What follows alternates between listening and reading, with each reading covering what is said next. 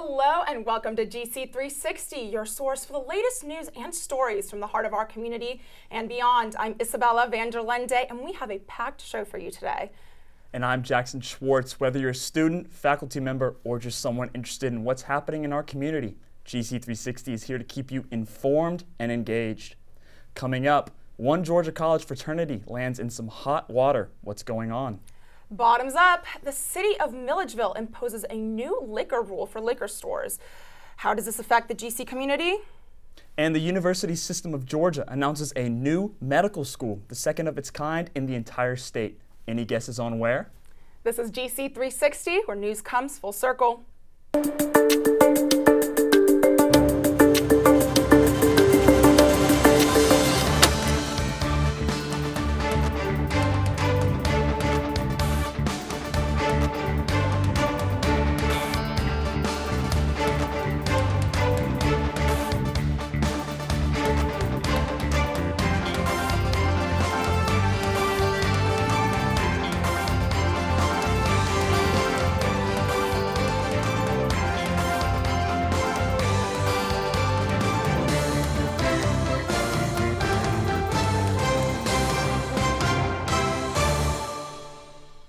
Thanks for joining us. We begin with breaking news from the University of Georgia. The university has released an official statement to their student body concerning the death of a student on campus. According to the statement, at around noon today, the UGA Police Department found an unconscious individual behind Lake Herrick. Upon inspection, medical personnel found that the individual was not breathing and with visible injuries determined that the person was deceased. The UGA is asking for help in the ongoing investigation. If you have any information, please contact the UGA Police Department at 706-542-2200. We turn now to news of a recent disturbing incident that led to the arrest of several members of the Pi Kappa Alpha fraternity. The fraternity's house was surrounded by police cars last Friday, and according to arrest records published Thursday in the Baldwin Bulletin, Chapter President Joseph Lombardi and members Noah Patrick and Drew Courtney were arrested on drug-related charges. The Pi Kappa Alpha fraternity told GC360 News that they did not wish to speak on the situation. Georgia College's Public Affairs Office says it has no plan to make an official statement because the incident did not occur on campus. One eyewitness described what he saw outside of the Pike house. There's a fire truck, it smells like smoke, there's the frat house that has got like 3 sheriff cars in front of it, and all the frat boys are on the lawn. And so for a time we were just watching the police cars like pile in, and we noticed there were private investigators on the front lawn with the boys, and they were kind of shuffling through them one by one, just asking them questions. They opened the door to the frat, it would be Pike, and they had 2 officers like watching the door, making sure no one was going in there. One of the boys actually did try to go in there, and they told him to sit down. As this is still a developing story, GC360 News will keep you updated on the latest information as it unfolds. For the next 90 days, if you are trying to get a permit to sell alcohol in Milledgeville, it just won't happen. The city is suspending the issuance of liquor licenses. During this halt, city leaders will review current ordinances with the goal of revising them. So just how does this affect you or our students? Here's our reporter, Mari Lott. The Milledgeville City Council placed a 90-day hold on the issuing of new liquor permits. As of the beginning of the year, Milledgeville has over a dozen liquor stores. Many of these are well known among Georgia College students for allowing underage individuals to purchase alcohol. Third-year nursing student Morgan Williams gives her insight to the underage purchasing of alcohol. Unfortunately, it's just not that hard. Especially in a smaller college town like this, a lot of liquor stores will bend the rules to get better business. In 2022, Georgia College reported 9 on-campus liquor law violation arrests and 60 on-campus liquor law disciplinary referrals. The goal with this halt in liquor permits is to help decrease city crime and violence to give Milledgeville a better look. Second-year Georgia College student Holly Lewis says that the liquor stores are not the problem. If they can't get it from a liquor store, it's just cheaper to go downtown and get it from a bar. A lot of people have fake IDs, or they know someone who's willing to buy them alcohol. People will find a way no matter what. I've seen people in stores ask random people to buy them alcohol. Georgia College attempts to remedy issues with alcohol on campus by requiring students to complete an online alcohol education program, as well as a presentation on alcohol education during Week of Welcome. The city of Milledgeville is taking its own advances to decrease alcohol-related issues.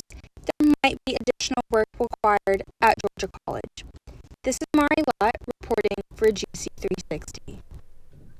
How about them dogs? The University of Georgia has just made a big announcement for Georgians planning on entering the medical field. Reporter Skyla Morris has the story. The University of Georgia recently announced the decision to implement a new public medical school on its Athens campus. We decided to see how members of the GCSU pre-med track feel about this new addition. Georgia College is one of the few universities in the country with a pre-medical mentorship program. Despite the absence of a medical school near Milledgeville, many students attend the university to get the advising necessary. Dr. Ashok Hegde is the mentor for the pre-med students in this program. He gave his take on why the school will be a good step forward for students in the field. They wanted to create a new medical school to train more physicians because Georgia has shortage of physicians, just like many parts of the country. According to Hegde, Augusta University's Medical College accepts roughly 95% of in-state enrollees each year. He believes that the University of Georgia will do the same. So that will help enable Georgia students, undergrads who want to pursue medicine as a career, give them a little more opportunity because as people might know that entry into medical school is highly competitive. As a student under the mentorship of Dr. Hegde, GCSU Pre-Med Club President Jin Yong Kim has appreciated her educational experience on campus. She believes that her experience has prepared her and other GC students for the hopeful future in med school. I think all of us are really excited, not in the sense that we all plan on going to Athens and applying to that medical school, but I think most of the students here, they understand because we're all from Georgia. We've all been really excited because, if more doctors are able to go through, then that means that the healthcare crisis in Georgia can maybe be alleviated to a higher extent and maybe quicker and sooner. So it's all been really exciting for us. Jin Yong is a native of Milledgeville and believes that the residents of the city are underserved in terms of their medical needs. With the implementation of the new medical school, she hopes to see an increase in doctors for such areas in dire need. According to UGA's Red and Black newspaper, the University of Georgia's medical school may enroll students beginning in 2026. If you would like to learn more information on the medical school at UGA or pre-med program at GCSU, visit www.news.uga.edu or visit www.gcsu.edu/premed. Reporting for GC360, this is Skyla Morris.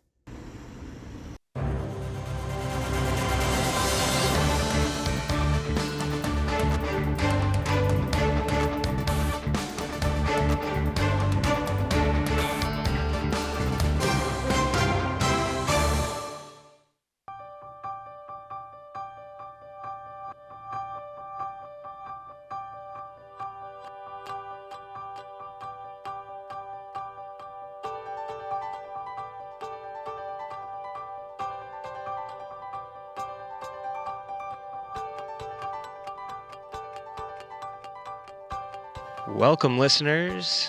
How y'all doing? Coming soon, right from the classrooms of Midway Hills and Lakeview Academies, the Writing for Success podcast, a reimagining of the 1998 anthology, Everybody Has a Story to Tell, Stories of Flannery O'Connor's Milledgeville.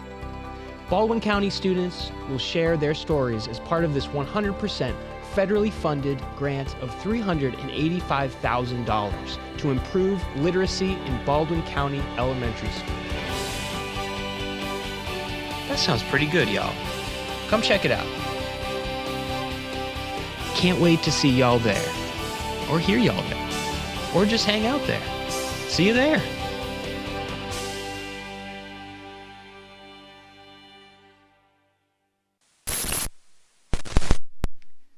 Hi, I'm Sky Mears, the Vice President of Bobcat Media Productions. Did you know that Georgia College has a film festival? That's right, on February 23rd, the Bobcat Film Festival will return to showcase works from creatives in high schools and colleges all across Georgia. And near the end, guest speaker will take the stage to talk and answer questions about the film industry. And it's all going down in the A&S Auditorium, room 263, from 9 a.m. to 1 p.m. And of course, I'll be your host. So what's your excuse? What are you doing? Get off my desk.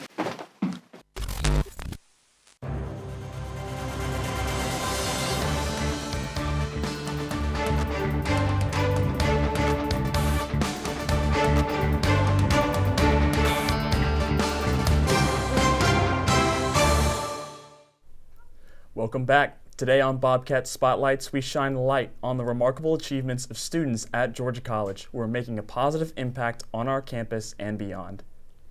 Paige Blakemore is a sophomore mass communication major who has accomplished many things at Georgia College in the span of only 2 years. Being vice chairwoman for the Council of Student Ambassadors and Arts, life editor for the Colonnade, are only a couple of her many wins. Let's sit down with Caroline Hubbard as we turn the spotlight on Paige. Caroline? Thanks, Bella. Welcome to GC360, Paige. So can you share your journey as a first-generation college student and how it has influenced your perspective on higher education? Yeah, sure. Growing up, the question that was always kind of asked was, are you going to college, not where are you going to college? And I think that's a vastly different experience compared to a lot of other people. I've always felt that college was a privilege and something I never wanted to take for granted.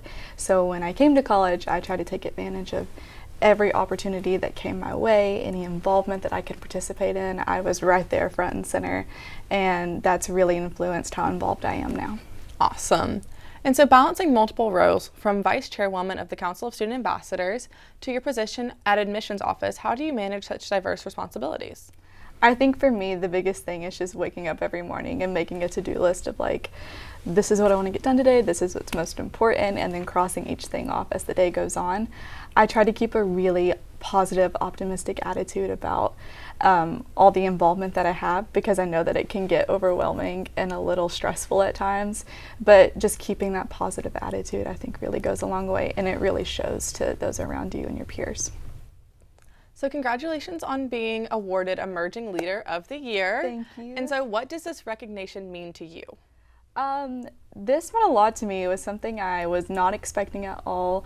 My nominators, Beth Benson and Clark Myers, have really been super influential in my life and in my own leadership and professional and personal growth. And to get that nod from them meant a lot to me. And I feel like a lot of work I do may be more about behind the scenes type thing. So for other people to acknowledge it, that meant a lot to me. So could you tell us about your involvement in the leadership program and the Georgia Education Mentorship Program? Absolutely. I am a part of the Leadership Certificate Program, currently completing my certificate in leadership studies. And I am a member of the Georgia Education Mentorship Program, which is a one-on-one partnership between Georgia College and the Georgia Chamber of Commerce. Every person in the program gets a mentor that's specifically matched to them, that's within the chamber. And these have been some of my favorite experiences throughout all of college so far. I have learned so much about myself, so much about what I can do with a mass comm degree, like the various ways that that's applicable. I had no idea that mass comm can go as broad and beyond as I didn't think so when I first started college. And I'm also hoping to travel abroad this summer, study abroad with the Intercultural Leadership Program in Strasbourg, France, with the leadership programs this summer. That's so cool. And so how has this shaped like your future career? This, like I said earlier, I didn't know all the ways that mass comm could be so applicable in everyday life, and it's really broadened my horizons and what all I can do with a mass comm degree, whether that's through more of the strategic side, film and television, or just like traditional journalism like I'm going. But I've always said that my long-term career goal is meaningful storytelling in whatever capacity that looks like, and I really see that being fulfilled. Thank you so much for being here, Paige. Back to you, Bella and Jackson. It's time now for a look at the weather. And Jackson, I don't know about you, but I am ready for some warm, sunny days to keep up my tan. Absolutely. I miss playing baseball on Fridays with my roommates, so I'm looking forward to this week's forecast. What do you have for us, Simran? I have bad news for you, Jackson. Tomorrow we'll be seeing gloomy skies, so Bella might want to postpone that tan for a week or two. The high will be 66 and the low 42, and we'll also see a few isolated thunderstorms throughout the day. So, unless you want to look like a twilight vampire, I would recommend you stay at home, Jackson. We have good news for the weekend. Saturday we will have a high of 62 and a low of 36. Good enough for sunbathing, not good enough for tanning. On Sunday, we'll have a high of 66 and a low of 44. Do I hear a picnic on front campus? Personally, that sounds like a perfect plan. Next Monday, consider leaving your sweater at home, because although we're back to cloudy skies, we'll have a high of 72 and a low of 52. Tuesday, we can expect the weather to be about the same, with a few clouds in the sky and a temperature of 74 degrees and a low of 57 later that night. Now, will Wednesday be the day that Bella gets a tan? With a high of 72 and a low of 56, I can surely say that Wednesday will not be a tanning day. We're also expecting cloudy skies once again. And Thursday will give us some dreary weather with continuous cloudy skies and a high of 66 and a chilly low of 50 degrees. But we'll see you next week, and hopefully we'll have better news for you, Bella and Jackson. Back to you guys. How disappointing. That's all right. Wish for better luck next week. Georgia College and State University students celebrated homecoming this past weekend. The festivities included an annual parade in Tent City, which led up to the men's and women's basketball games on Saturday night. The parade took place this Friday and went through several streets on campus. Zeta Tau Alpha ended up taking home the prize of Best Float with their homecoming campaign theme, What Would Dolly Do? Vote Zeta. Tent City is always a big attraction this time of year, with many different organizations setting up tents and interacting with students. The main focus, however, was definitely on the homecoming game later that weekend. When asked what her favorite activity during homecoming was, GCSU student Bailey Browning said this. I am most looking forward to the basketball game tomorrow. The women's basketball game against Lende was a very close one, with the Bobcats having the lead for the majority of the game. Unfortunately, in the final 2 minutes of the game, Lende took the lead and won, with the final score being 50-43. Both the women's and the men's halftime shows consisted of a performance by the GCSU dance team, the Sassy Cats. Freshman Ruthie Mulkey talks about the performance and her overall first homecoming experience. So I'm a freshman here at Georgia College, and I'm also on the Sassy Cats, and homecoming was just a really good experience to just be able to get to sense of pride that everyone has for being a Bobcat, and it was just such a great experience. We have been preparing ever since the beginning of the school year for homecoming, so it was just really exciting to get to be able to perform and see everyone's excitement and enthusiasm. The men's game was delayed until 6 p.m. Like the women's game, it was very close, with a final score of 69-62.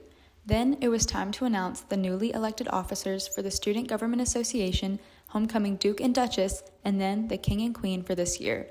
This is always a highly anticipated ceremony, with each Greek life organization rooting for their nominated candidates. Walker Hendricks, representing Alpha Tau Omega, won Duke, and Kaylee Bassett, representing Kappa Delta, won Duchess. This year's king was Aiden Schuster, representing Alpha Tau Omega, and this year's queen was Emma Whitener, representing Delta Zeta. Overall, it was an eventful and great homecoming weekend for GCSU. Students already can't wait for next year. And remember, Go Bobcats!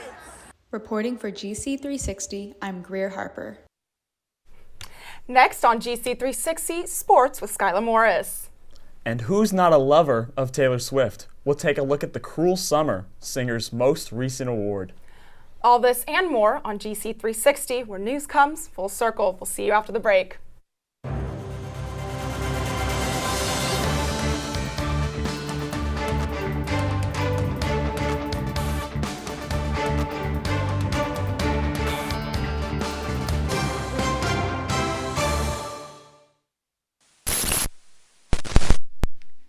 Hi, I'm Sky Mears, the Vice President of Bobcat Media Productions.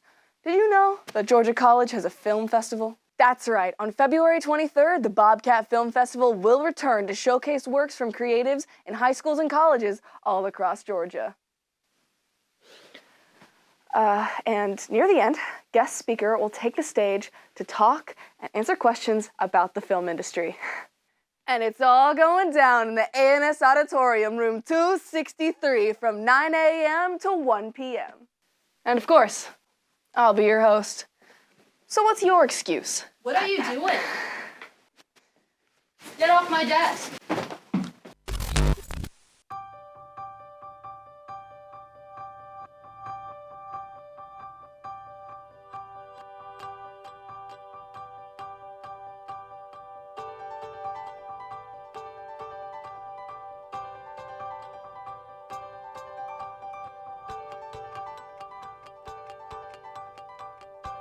Welcome, listeners. How are y'all doing?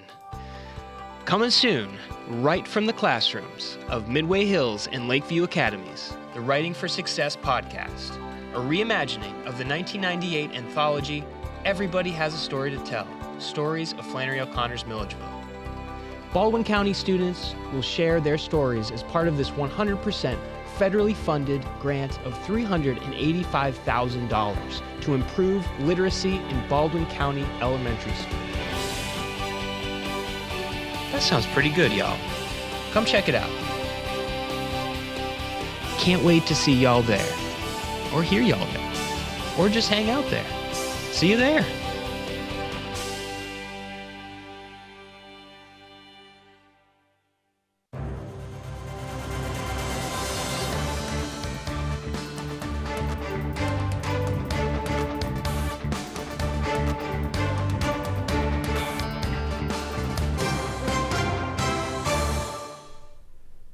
Now let's turn our ears to the roar of the crowds as we receive the latest sports updates from anchor Skylar Morris. Thanks, Bella and Jackson. The college football playoffs are set for some big changes this upcoming season. The CFP committee recently approved changing the 12-team model from a 6-6 matchup to a 5-7 model. The top 5 spots will be given to teams winning their conference championships, and the top 4 will be given a first-round bye week. The remaining 5 to 12 ranked teams will face off that same week. The playoffs start on December 31st and will conclude on January 20th at Mercedes-Benz Stadium. While we're on the topic of champions, the Georgia Bulldogs G-Day spring game has been announced. The scrimmage of Team Red and Team Black is set to take place on Saturday, April 13th. This game will be a preview of what the 2024 season may look like, and honestly, I have no idea what to expect because my favorite players, Brock Bowers and Ladd McConkey, have decided to enter the NFL draft. And since Georgia College doesn't have a football team, I would advise you to go out and support our back-to-back national champions and hope for them to make those playoffs. And for our GCSU sports, this past Saturday, the Georgia College men's basketball team sealed a 69-62 homecoming victory against Lende University.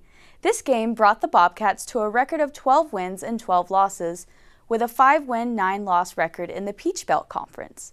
This concludes the regular season for Bobcats basketball. Finally, the Georgia College bass fishing team will be hosting their 3rd annual fundraiser tournament this Saturday at Lake St. Clair. This team is close to the top 20 ranking nationally, so if I were you, I would go out in that nice sunny weather and get some fishing in to support their cause. That's all I have for you today, Bobcats. Back to you, Bella and Jackson. Thanks, Skyla. So what's happening in the world of entertainment? For that, here's Hallie Bergstrom.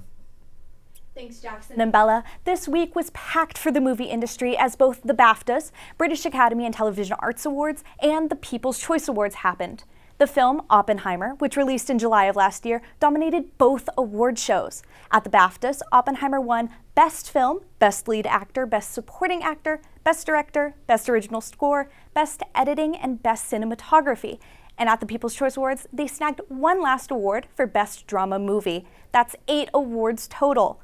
Oppenheimer wasn't the only movie that swept the board, as Barbie won Movie of the Year, Comedy of the Year, Best Male Movie Star, Best Female Movie Star, and Best Movie Performance of the Year. I guess Barbenheimer was an award-winning trend after all. Although Taylor Swift wasn't at the People's Choice Awards, she won Female Artist of the Year, Pop Artist of the Year, Tour of the Year, and Social Celebrity of the Year. Swift isn't the only one of the power couple to be winning awards because her partner, Travis Kelce, won for Athlete of the Year. Award shows aside, Madam Web is the newest superhero film to hit theaters. It came out on February 14th, but some hardcore fans aren't feeling the excitement. The film had a reported budget of more than $80 million, but only made $25 million during its opening weekend. The movie scored a 13% for a critic rating on Rotten Tomatoes with a 53% audience score. Do you plan to see the film? Moving to local entertainment, Georgia College's theater launches its show We Will Rock You next Wednesday. The show is a jukebox musical using all of your favorites from the band Queen. So if you don't want to be another one that bites the dust, be sure to see the show on February 28th to March 2nd at 7:30 p.m. or March 3rd at 2 p.m. in Russell Auditorium. That's it for me, and have a great week, Bobcats. Back to you. And finally, Publx is coming to Milledgeville. Here's Travis Shields with the story. Amid the historic city of Milledgeville, a vibrant addition to the community is set to transform the local shopping area in late 2024 for students, staff, and residents. Many are buzzing with anticipation as they are anticipating the opening of the brand new Publx supermarket, which will be delivering quality food to the people of Milledgeville. The question up for debate is whether GC students and staff will be shopping at this new grocery store, or if they will stick to the stores that are already in the area, such as Aldi, Walmart, and Kroger. Mass Communications professor Mikkel Christensen, who lives near the upcoming Publx, shares his thoughts on this new grocery store. Yeah, I think so. Publx is popular and it's kind of seen as a positive, not the cheapest. Yeah. So it's not one that is in the cheapest neighborhoods, so to speak. Yeah. So it might be a stamp of approval on Milledgeville or areas. So that part is cool. Bringing this new Publx to the Milledgeville area could be a step in the right direction and could make the city more desirable and affluent to residents and visitors. Students also play a major role in the Milledgeville community. Hear what student Jack Aaron thinks about Publx and if he will try it out or not. Yeah, I think it's really good for Milledgeville. I think it'll help the crowdedness in other stores, and I'm definitely gonna munch on some pub subs. Though Publx may be a bit more expensive than other grocery stores, they seem to provide exceptional customer service, fresh food, bakery items, and you can't forget about the pub subs. This acre grocery store is set to open in late 2024, and the construction process is definitely moving forward. While the Kroger location next door generates around 150,000 visits per month, according to Sembler.com, Publx has the possibility to bring many new visitors. With growing tourism, 3 colleges, and over 10,000 housing units, Publx should be able to serve the people of Milledgeville. So, will you be shopping at the Publx this year? Reporting for GC360, this is Travis Shields.